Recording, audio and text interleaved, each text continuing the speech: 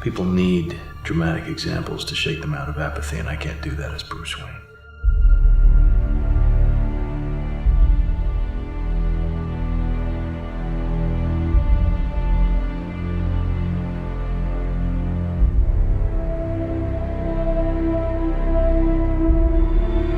If you make yourself more than just a man, if you devote yourself to an ideal, you become something else entirely.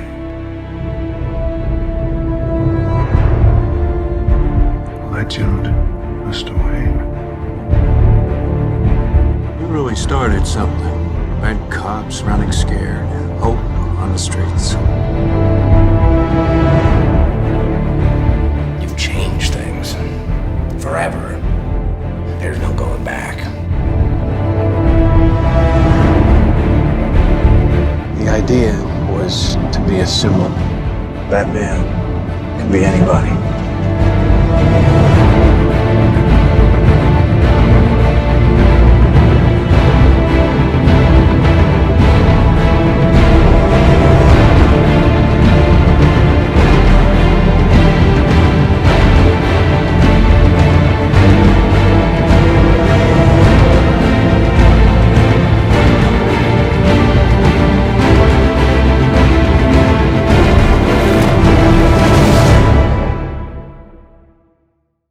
Hey, how are you all doing? So one of my favorite trilogies in all of cinema is, you guessed it, I've been dying to talk about these films, why I love them, why they mean so much. So I figured I'd split this up into a 3-part series and give each film of the trilogy their own video, as we got a lot to talk about. So let's begin with... Batman Begins is not only the perfect beginning, not only a brilliant character study of Bruce Wayne, but the unique perspective of an artist, a unique perspective that changed the way superhero films were made, a unique perspective that is still being copied to this day. Batman Begins is the perfect take on the character, and a film that not only raised the bar for the Batman franchise, but blockbuster cinema in general. But where did all of this start? Well, it's simple. It all started with that artist, Christopher Edward Nolan. At the time of Batman Begins development, Christopher Nolan only had 3 big movies under his belt, but the executives over at Warner Brothers decided to back this man over a 15-minute pitch he gave. They gave this man full support and a $150 million budget, all because of that pitch. I don't know why they decided to do this. Maybe it was because all of his previous films made good money, or maybe it was because they understood his vision and knew where the character of Batman had to go. It doesn't matter. What does matter is that they fully trusted this man to redefine Batman, and the rest is history.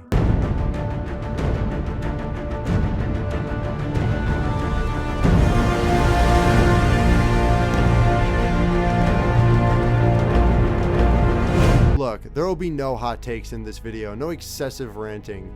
Batman Begins is damn good. It's not underrated or overrated, it's perfectly rated. People love and value this movie. People love Batman Begins so much that every big budget studio movie made after Batman Begins is in some way, shape, or form influenced by Batman Begins. Man of Steel wanted to be Batman Begins. The Amazing Spider-Man was inspired by Batman Begins. And if you haven't already, please check out my Amazing Spider-Man video if you're a fan of the film. I'd really appreciate it. Look, my point is, all those studio executives have tried to crack the algorithm on why Batman Begins worked, why it succeeded as a movie. But the answer is kind of obvious. Batman Begins is a Chris Nolan movie. Batman Begins is Chris's vision for the icon that is Batman. Batman Begins is a Bruce Wayne movie. When you watch Batman Begins, the whole film is about Batman's beginning, what led him to becoming the Dark Knight, but mainly it's a film about Bruce Wayne. And yeah, you could be like, oh wow, what a fucking genius auteur, he made a Batman film about Batman. But you know what? Nobody had really done that before. Nobody had really dove into what makes Bruce Wayne Batman. Batman Begins had the balls to be about Bruce Wayne, to fully dedicate itself to the character of Bruce and to explore his story. Nolan and screenwriter David Goyer understood the importance of making a Bruce Wayne film. It was important to us that the audience be really invested in Bruce Wayne and not just marking time anytime he was on screen until he would put on the cape and the cowl. Everything in Batman Begins is about getting the audience to fully embrace and empathize with Bruce Wayne. From the first scene to the last, every decision, every action, every reaction, every villain, every flashback, every supporting character is used to put us into the mind of Bruce. Everything is in service of getting the audience to understand why someone in our world, or the heightened version of our world, would dress up like a bat in order to help save his city and in order to feel whole. That's where the idea of grounding the film in our reality comes from, the idea of being realistic. The Dark Knight Trilogy is the realistic take on the character, but not a lot of people actually understand what that means. It's not necessarily about a direct reality, because I think the films are extremely heightened and they're extremely operatic, but it's about what I suppose you might term as cinematic reality. It's about giving the world of the films and the characters as much weight and validity as they would if your source material were not a comic book. Nolan understood what being cinematically real meant. The things that made that film so epic was the great casting. What these great actors bring is a sense of three-dimensional reality, the sense of a real world in which Bruce Wayne is functioning. God damn, the cast, man. There isn't much I can say. Any actor is gonna have a really hard time in matching the pure screen presence of Michael Caine as Alfred, or the pure humanity of Gary Oldman as Jim Gordon. Gordon is the heart of these films. Anytime something big and comic booky happens, Gordon comes in, slamming everything back down to earth. Bruce may be the hero Gotham deserves, but Gordon is the one Gotham truly needs. A working class man who just wants to make the city a better place for his family. A good cop in a city filled with corrupt tiny dick fuckface flashes. Sirs, I have kids to feed. Well, you don't like falafel? A good empathetic man who has the courage to tell a little boy something nobody else would. It's okay. It's okay. It's okay. Gordon's first scene in the entire trilogy is him putting that coat around a young boy's shoulders and letting that boy know the world hasn't fallen apart. Gordon cares about the victim and not just getting the guy. Bruce. We got him, son. What's more important here is that Bruce immediately trusts him. Bruce from the start has that connection to Gordon. This small moment of draping the cape, the coat, over this young boy not only plants the seed for their eventual partnership, but also for the man Bruce will grow into. He holds onto the warmth and empathy Gordon made him feel. He holds onto the kindness, not the violence. So when that boy finally becomes the Bat, this is what makes him the man. Batman Begins shows us what makes Batman, Batman. The villains in the film are just visual representations of Bruce's inner demons in conflict, that inner conflict in which the entire theme of the film is based around. Nothing to fear but fear itself. The first scene in the film shows us Bruce's fear, and the first frame shows us what that fear will turn him into. Bruce's first line of the film is nightmare.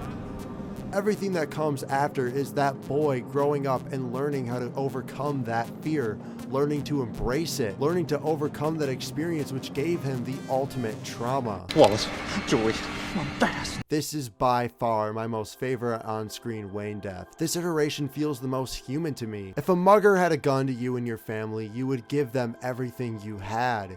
You wouldn't get angry. You would try and remain calm and empathize with them. You would do anything in your power to protect your wife and kid. It's fine. It's fine.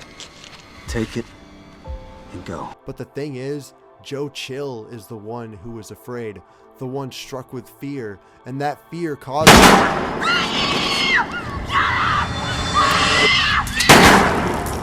him to strike others, causes him to leave that boy in the alley without hope, and leave him with only these words. Don't be afraid. But Bruce is afraid. He's angry. So angry that he spends the next decade of his life consumed by that anger and wanting nothing but vengeance. This man killed my parents. I cannot let that pass. Bruce then finally gets the chance to get even, and he doesn't hesitate. The only thing pulsing through his mind is the pain, the countless nights without his parents. He was going to take what was taken from him all those years ago in the alley. Chill is dead. killed by Falcone's corrupt Gotham. But if Falcone had failed, it would have been Bruce. All these years I wanted to kill him. Now I can't. Bruce was driven by that fear, which turned him into something he's not, just as Chill was, just as the citizens of Gotham are. Create enough hunger and everyone becomes a criminal. Desperation breeds fear, and mix that in with a city that does not care, does not help, but rather exploits its people, creates new Joe Chills every single day. Instead of letting that fear control him, letting that vengeance consume him, Bruce realizes he almost became something he wasn't, and so he decides to toss all those feelings into the river along with his gun. This scene perfectly conveys without an ounce of dialogue why Bruce has his no killing rule, and Nolan beautifully shows us why gunning down the desperate, the powerless, would make Bruce just as bad, if not worse, as they are. Bruce realizes that instead of trying to kill those who are corrupted by the powerful of Gotham, he should confront that power head on. But that power has some wise words for him. Now you think because your mommy and your daddy got shot, you know about the ugly side of life, but you don't. You've never tasted desperate. This is a world you never understand, and you always fear what you don't understand. This is where Bruce truly changes. Rachel is right. Falcone is right. He cannot possibly understand the man who killed his parents. He cannot even imagine what they have gone through, what they go through every night. How can he stop it if he can't understand it, if he can't try and empathize with it? So he gives everything up. Bruce goes into the darkness and someone else emerges. Someone who tries to understand the poor, the anguished, and by watching Bruce take this path, we understand why he leaves Gotham, why he has his one rule, which allows us to truly buy into his story. We believe this could happen because we understand Bruce. We understand that fear, because Batman Begins is about analyzing those fears as a society and how we deal with it. Do we manipulate it for our own success? Do we fetishize it and get a weird sense of joy from it? Are we apathetic towards it and think those who are afraid are weaker and then not worth understanding? Or do we use that fear, that pain we have all felt, and turn it into a symbol for good? But in order to become that symbol, Bruce has to embrace that fear, embrace that trauma, and accept it as a part of himself, and turn that trauma into the symbol.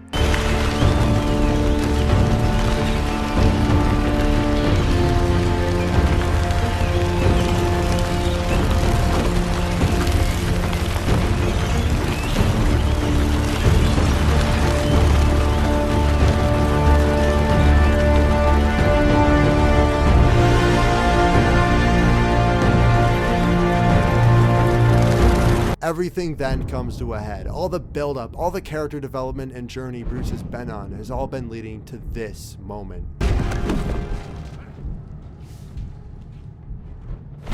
Batman's big reveal is tension-filled, terrifying, and so cathartic. Where are you? Here. It's perfect and perfectly... I'm Batman. Nice coat. Thanks. The entire film has built to this. Everyone has been waiting for this, waiting to see these words, waiting to hear them, and it's so awe-inspiring. You just want to sit up and smile and say, "Fuck yeah, he's fucking Batman!" Batman Begins shows us Gotham as this pit of desperation, this rotting hole in hell. A place where good men and women suffer every night, and those who give a damn are murdered in cold blood. But now there is something, someone who can make a difference. Someone who uses fear to prey on the fearful, and someone who uses that fear to inspire those who have suffered.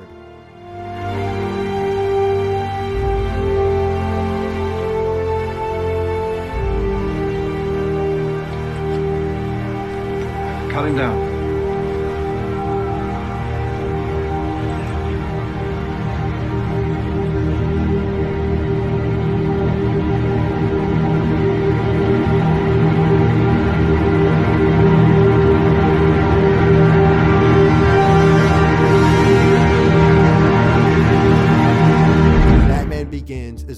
Batman film in the trilogy. The Dark Knight is how Batman falls, and The Dark Knight Rises is how he learns to pick himself up.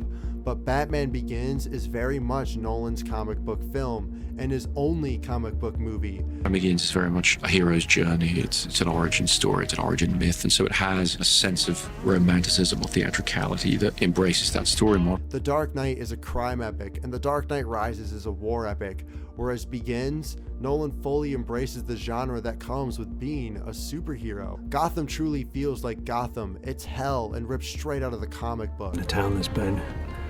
Who's there to write to anyway? Nolan uses the set design to play into that. A lot of the scenes are crammed and crowded, gritty and grungy, a hyper-stylized dystopia, but totally grounded in the forgotten boroughs of our world. There is so much Blade Runner in the Narrows, the never-ending pouring rain, and in that hell of a downpour, a demon lurks, crouched in the shadows, soaring in the sky.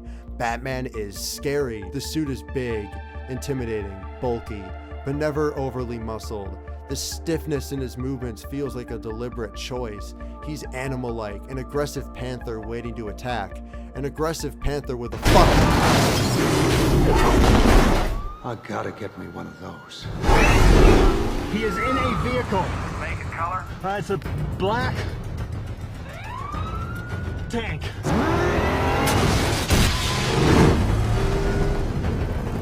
Christian Bale is so great here. Everyone is so great here. Everyone nails that dialogue, but Bale gives his best performance as Bruce in this film. He has a lot to do, a lot to hold up to.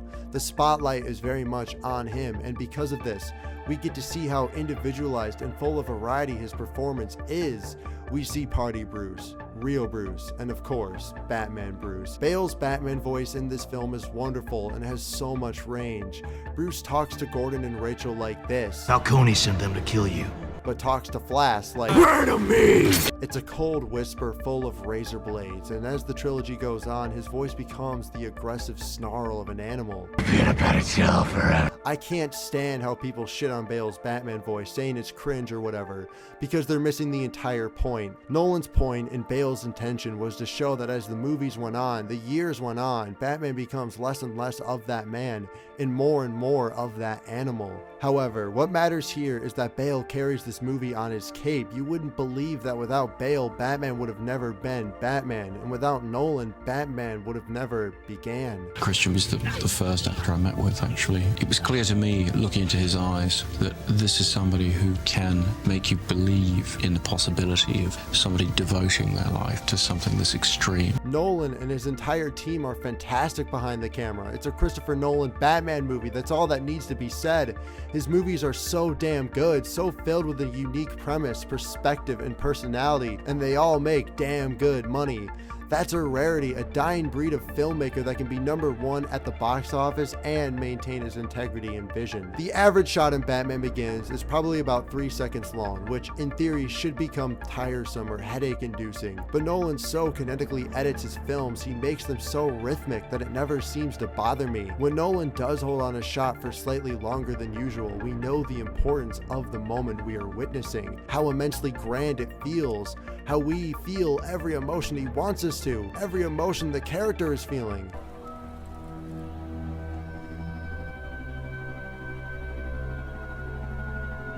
Nolan uses a blend of CGI and practical effects to better serve the story. It doesn't require heavy loads of VFX. Nolan limits himself, grounds himself in the action sequences in the reality of the film. If Batman is just a man, if he can be flying through Gotham desperately trying to stop Ra's al Ghul, why shouldn't a stuntman be able to do that? Why shouldn't he be able to really film that? And why shouldn't we really be able to believe it? Bruce, why do we fall? The third act of Batman Begins is where all of this, the filmmaking, the themes of fear and Bruce's journey beautifully culminate into a demonic nightmare where all of those things are amped up to 11. Throughout the entirety of the movie, Alfred, and by extension Nolan, critique and question the moral righteousness of Batman, of Bruce Wayne. I swear, every day someone comes out and says that Batman would be better off serving the people as Bruce Wayne, that Bruce should use his money and influence to help the citizens of Gotham and fix the broken system. But guess what? They're fucking wrong. I'm using this monster to help other people just like my father did. But Thomas Wayne helping others wasn't about proving anything to anyone, including himself. It's almost like his parents spent their entire life doing just that, trying to save Gotham with their money and with their empathy, and it didn't work. In fact, they were gunned down by one of the very people they were trying to help. It's almost like in order to make real change in a city like Gotham, you have to become a symbol. It's almost like to become that symbol, the Wayne name has to be burned to the ground. It's almost like Bruce realizes all of this but chooses to side with the people. I'll be standing where I belong. Between you and the people of Gotham. And finally, it's like he himself questions the validity of his mission. What if to save Gotham, I failed? Why do we force? So that we can learn to pick ourselves up. You still haven't given up on me. Never.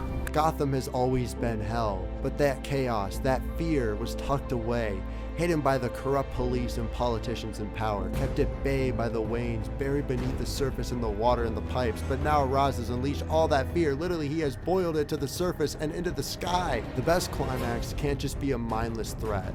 The set pieces just can't be a barren green screen, but rather the best climax should be a physical representation of the hero's internal conflict. Fear is the major part of the conflict, so what better threat is there than the Scarecrow's gas erupting like the flames of Mustafar all over Gotham? If the Wayne legacy is the better half of that, then what better external location to have the final fight take place in than his father's train, his father's legacy speeding towards Wayne Tower? The climax isn't about Bruce saving the day or him in a fistfight with Ra's. It's about Bruce growing into that man, becoming the man he was destined to become after that night in the alley.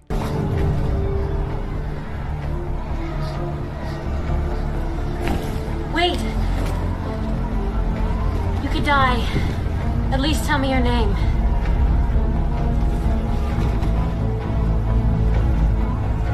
It's not who I am underneath, but what I do that defines me. Bruce?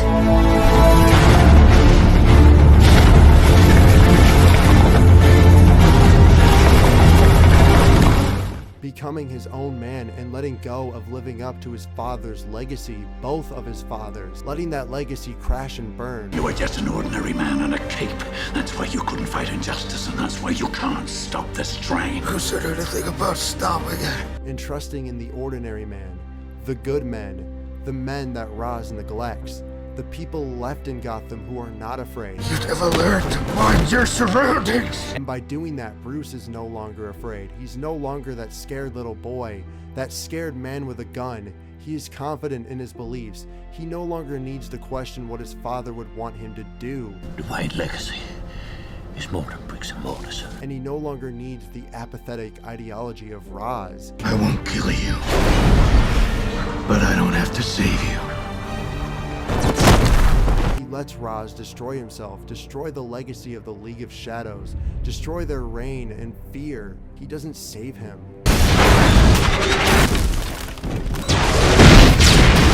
I think this is completely in character with the man Bruce has become over the course of Begins. A man who has overcome his fear, became his fear, and embraced his trauma. A man who can now bury that trauma and bolt it up. Put it where it belongs and start to rebuild his family's legacy. Rebuild it?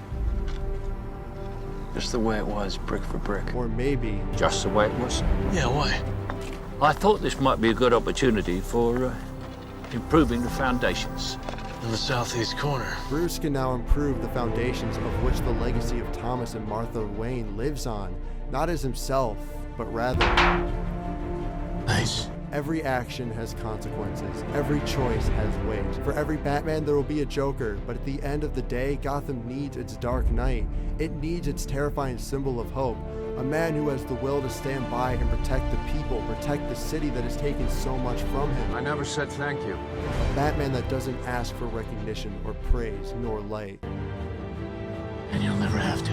But a Batman who only asks that you look to the sky and think before you take. Think before you prey on those who are fearful, who are desperate. A Batman that is entirely faithful to the beloved icon, but is given an added layer of being the unique vision of an artist who is just getting started.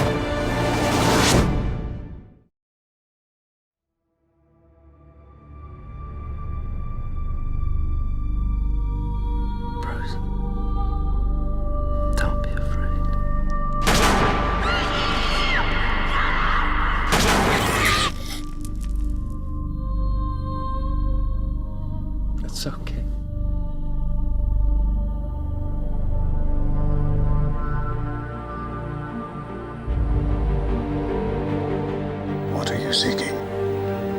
It means to fight injustice. Your parents' death was not your fault. It was your father's. A man had a gun. Would that stop you? I've had training. The training is nothing. The will is everything. The will to act.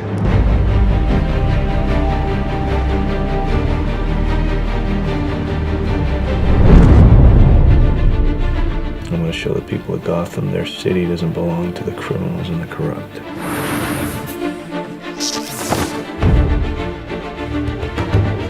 You're a good cop. One of the few. You're just one man. Now we're two. Bruce?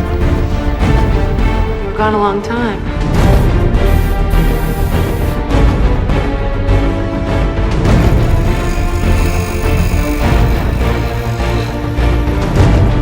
What's that? Well, you wouldn't be interested in that. Life bets, Master Wayne. That's frightening me. This time my enemies shared my dread. So what do you think? Does it come in black?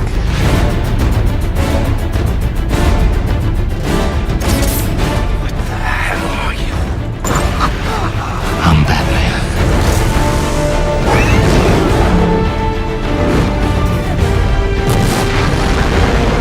I gotta get me one of those. Who are you? Guy dresses up like a bat. Clearly has issues. Where are you? Here. You are my greatest student. Gotham isn't beyond saving. Give me more time. No one can save Gotham. Why do we fall, sir? So that we can learn to pick ourselves up. You still haven't given up on me. Never. He's here. Who? The Batman. Watch Gotham tear itself apart through fear. Crane? No, Scarecrow. It's not who I am underneath, but what I do that defines me. Bruce? It ends here.